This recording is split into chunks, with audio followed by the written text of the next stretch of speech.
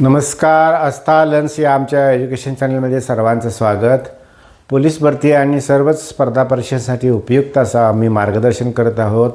आणि या ठिकाणी आपण बुद्धिमत्ता, मराठी, गणित अशा वेगवेगळ्या विषयांवर आधारित प्रश्नपत्रिका आहेत. त्या प्रश्नपत्रिकेतील पुढचा एपिसोड आपण बघत आहोत.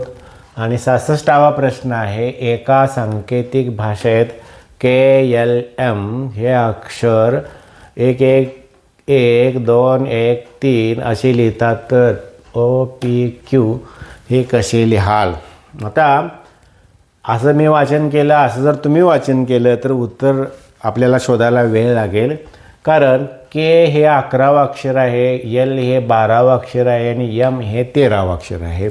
म्हणजे 11 12 13. KLM बरोबर 11 12 13. तसं OPQ बरोबर किती किंवा हे कसे लिहाल? तर O 15वा आहे, P 16वा आहे आणि Q 17वा आहे. म्हणजे 15 16 17 L आहे. म्हणून पर्याय क्रमांक A बरोबर. आता पुढे पहा. एका सांकेतिक भाषेत अंडर हा शब्द RDN असा लिहितात, तर व्हॅली हा शब्द कसा लिहाल? आता अंडर लिहिताना बघा R झालं, म्हणजे शेवटचं अक्षर घेतलेलं आहे R. मग आता व्हॅली लिहिताना शेवटचं अक्षर Y कुठं कुठं आहे सुरुवातीला? इथं Y नाही सुरुवातीला, इथं Y नाही सुरुवातीला, इथंही Y सुरुवातीला नाही. म्हणजे पर्याय क्रमांक B हे उत्तर आलेलं आहे आपल्याला ॲटोमॅटिकली. आता दुसरं बघताना काय बघायचं? बघा, D आलं, E गाळलेलं आहे, D आलं. तसं या ठिकाणी E गाळायचं आणि L लिहिलं, L आहे या ठिकाणी. डबल L घेतलं आणि मग शेवटी Y ठेवलेलं आहे. शेवटचं अक्षर पहिल्यांदा, अशा अर्थाने. आता अरबट चरबट बघा. अरबट चरबट हे शब्द आहेत. अरबट चरबट. पुढं काय झालं बघा. अबट चरबट म्हणजे र गेलेला आहे. आता पुढं काय झालं बघा. अट म्हणजे परत ब गेलेला आहे. अट चरबट.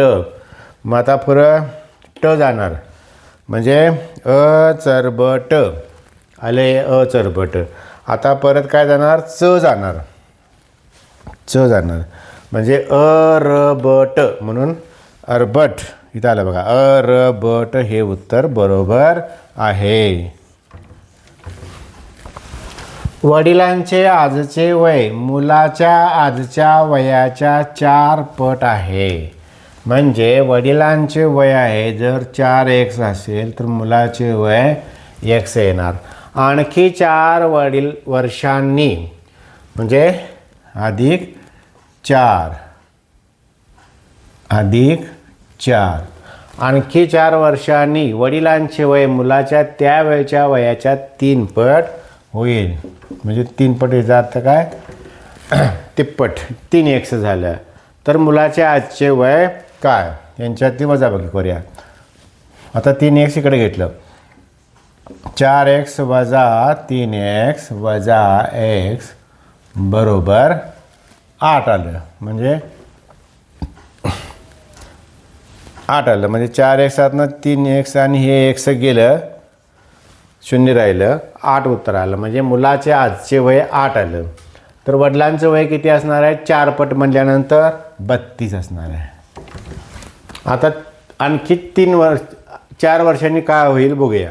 तिप्पट होते का बघायचं. 8 ने 4 12, 32 आणि 4 36, 12 त्रिक 36. म्हणजे आणखी 4 वर्षांनी दोघांच्या वयांची जर वय काढली तर मुलाच्या तिप्पट वय वडिलांचं होते. म्हणजे हे स्पष्टीकरण जे दिलेलं आहे ते बरोबर आहे. 8 उत्तर आलं मुलाचं वय. आता सीता व गीता यांच्या आजच्या वयांचे गुणोत्तर 6:5 आहे. 2 वर्षांपूर्वी बघा, 6:5 म्हणजे 6x आणि 5x मानायचं, असं लिहायचं. 2 वर्षांपूर्वी म्हणजे -2 लिहायचं. त्यांच्या वयांचे गुणोत्तर बरोबर 5:4 होते. तर सीताचे आजचे वय किती असं काढायचं आपल्याला. मग 4 न याला गुणायचं, 5 याला गुणायचं. 4 6x वजा 2 बरोबर 5x वजा 2 5x वजा 2. आता 6 चौक 24 आणि 5 वजा 25 म्हणजे x मोठा आहे म्हणून हे पहिल्यांदा घ्यायचं. 5 5 25x वजा 10 बरोबर 24x वजा 8. आता 25x मधनं 24x गेलं, राहिलं किती x बरोबर वजा 8. हे वजा आहे ते अधिक होणार, अधिक 10 वजा 8 आणि अधिक 10 यांचं उत्तर किती आलं 2 आलं. एक्सची किंमत 2 आली. मग आता बघा, तर सीताचे आजचे वय किती? सीताचे वय हे कसं आहे 6x आहे, म्हणजे x बरोबर 2, मग 6x बरोबर 12 आलं. 6 दुनी 12 म्हणजे सीताचे आजचे वय हे 12 असेल. घड्याळात 8:20 झाले आहेत. त्यावेळी तास काटा आणि मिनिट काटा यांच्यात किती अंशांचा कोन होईल? पर्याय आहेत 120, 140, 150, 130. आता या ठिकाणी 2 प्रकारचे कोन होतात. इथं बघा 8:20 दाखवलेले आहेत. म्हणजे एक इकडच्या बाजूला कोन होतो त्याला बहिर्वक्र कोन म्हणायचं, आणि याला इथं कोन होतो त्याला अंतर्वक्र कोन म्हणायचं. आता आपल्याला अपेक्षित आहे तो अंतर्वक्र कोन आहे, कारण 180 अंशापेक्षा जास्त कोन असतो त्याला बहिर्वक्र कोन म्हणतात. मग आता इथं अंतर्वक्र कोन आहे म्हणजे इथून बघा 2 प्रकारे करता येतात. 8 वाजता किती होईल, मग 8:20ला किती होईल असं काढता येतं. आता आपण खाली बघूया, इथं तेवढ्यावरून आपल्याला समजतं. आता इथं 30, 60, 90, 120 अंशाचा कोन झाला. पण हे 8:20 होईपर्यंत हा तास काटा आहे तो पुढे गेलेला आहे. जितके मिनटे पुढे जातो मिनिट काटा त्याच्या निमपट तास काटा तितका अंश पुढे जातो. म्हणजेच 20 मिनिटे मिनिट काटा पुढे आलेला आहे, म्हणजे तास काटा 10 अंश पुढे सरकलेला आहे. म्हणजेच 10 अंश यामध्ये आणखी वाढणार आहेत. म्हणजेच तास काटा आणि मिनिट काटा यांच्यामध्ये 130 अंशाचा कोन तयार होतो. दुपारी 12 ते सायंकाळी 6 वाजेपर्यंत तास काटा व मिनिट काटा यांच्यात किती काटकोन होतील?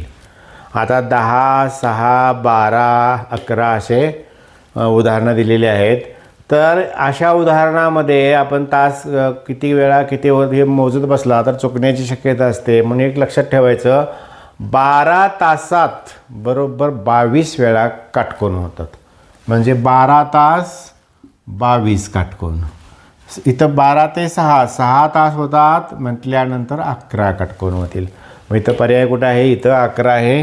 हे उत्तर बरोबर आहे. बाकीची उत्तरे चूक आहेत. एवढंच लक्षात आपण ठेवायचं. 12 तास 22 काटकोन, 6 तास 11 काटकोन होतील.